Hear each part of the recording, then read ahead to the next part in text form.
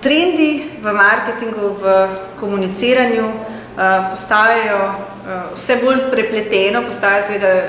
komuniciranje preko družabnih omrežij s vsem, kar počnemo v tržanskem komuniciranju in tudi v odnosih z javnostmi. Tako da znanja, ki jih potrebujemo,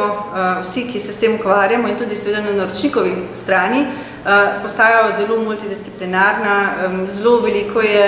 poudarek na komunikaciji, ki jo zdaj čedalje bolj upravljajo naročniki, ker so prej nekako bolj delale agencije,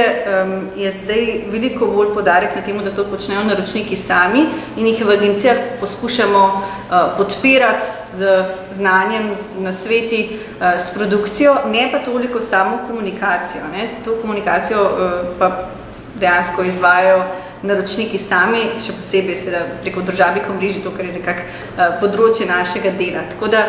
poznavanje široke stroke oziroma panoge, v kateri se nahajamo, poznavanje dobrih praks, sploh iz tujine, to imamo nekoliko srečo, da lahko vsaj določene zadeve prenašamo, še posebej iz ZDA oziroma Zahodne Evrope, ki je vedno korak, leto, dve pred nami, tako da nekako tudi vidimo, katere zadeve se tam obnesejo. Ne da se pa vsega direktno prenašati, ampak to jemljamo bolj kot nek navdih ali pa kot neke zanimive informacije, ki pa potem nekatere se dejansko prenesejo k nam, nekatere pa niso uporabne zaradi manjšega trga, predvsem zaradi tega določenih posebnosti.